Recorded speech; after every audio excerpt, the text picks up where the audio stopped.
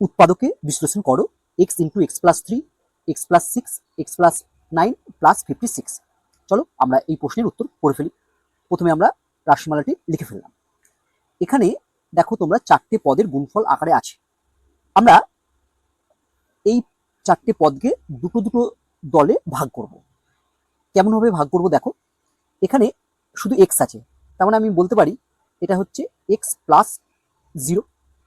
এবার দেখো আমরা যদি এই 0 আর এই 9 অ্যাড করি তাহলে সেটা হলো 9। আবার দেখো এই প্লাস 3 আর এই প্লাস 6 যদি আমরা যোগ করি তাহলে সেক্ষেত্রেও আমরা পাবো হচ্ছে 9। অর্থাৎ উভয় ক্ষেত্রেই আমরা একই মান পেলাম। তাহলে আমরা নেক্সট লাইনে কি লিখবো না, নেক্সট লাইনে লিখবো ইকুয়াল টু এই এক্স এর পাশে আমরা লিখবো এক্স প্লাস 9, অর্থাৎ এক্স ইন্টু এক্স প্লাস 9। এটা হচ্ছে একটা দল। আর একটা দেখো x plus 3 into x plus 6, x plus 3 into x plus 6, পাশে যেমন প্লাস 56 ছিল ওরকম লিখে ফেললাম সবার শেষে। নেক্সট লাইনে আমরা কি করব, এই দুটোকে মাল্টিপ্লাই বা গুণ করব। গুণ করলে আমরা পাবো হচ্ছে এক্স স্কোয়ার প্লাস 9x। এরপর আমরা এই দুটো পদকে গুণ করব। এক্স দিয়ে এক্স প্লাস 6কে যদি আমরা গুণ করি তাহলে আমরা পাবো হচ্ছে x square plus 6x। Plus 3 দিয়ে এক্স প্লাস 6কে আমরা যদি গুণ করি তাহলে আমরা পাবো হচ্ছে প্লাস 3x প্লাস 18।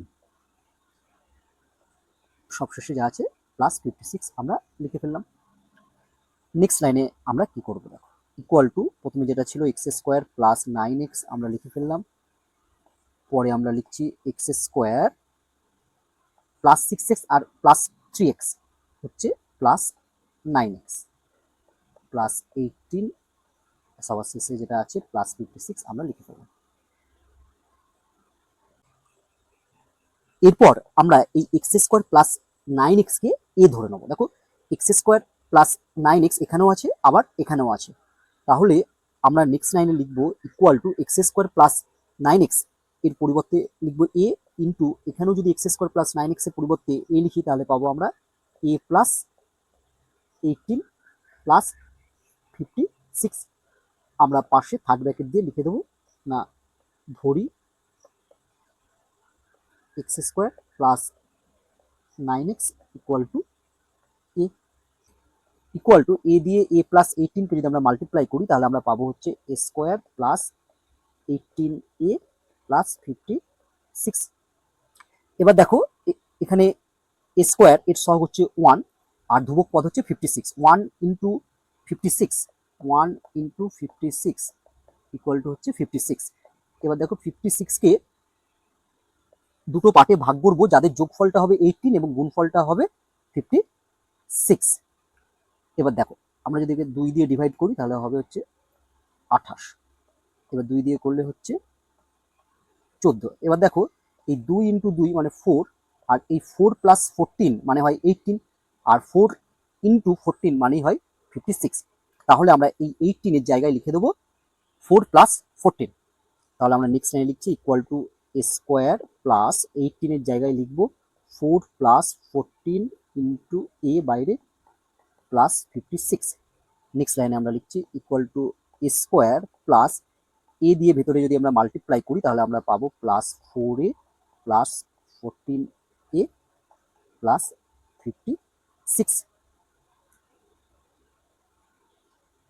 এবার দেখো আমরা প্রথম দুটো পদ থেকে যদি এ কমন নিই তাহলে লিখবো এ ইন্টু, এখানে এ কমন নিলে এখানে পড়ে থাকবে হচ্ছে এ প্লাস এখান থেকে এ কমন নিলে পড়ে থাকবে হচ্ছে 4। শেষ দুটো পদ থেকে আমরা দেখতে পাচ্ছি প্লাস 14 কমন যাবে, প্লাস 14।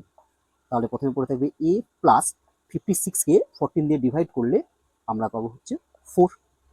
নেক্সট লাইনে আমরা দেখো কি লিখতে পারি, এখানে দেখছি এ প্লাস 4 আছে, এখানেও এ প্লাস 4 আছে। তাহলে আমরা যদি এখন এ প্লাস 4 কমন নিই তাহলে কি পড়ে থাকবে, তাহলে এখানে পড়ে আছে এ আর এখানে পড়ে আছে প্লাস 14।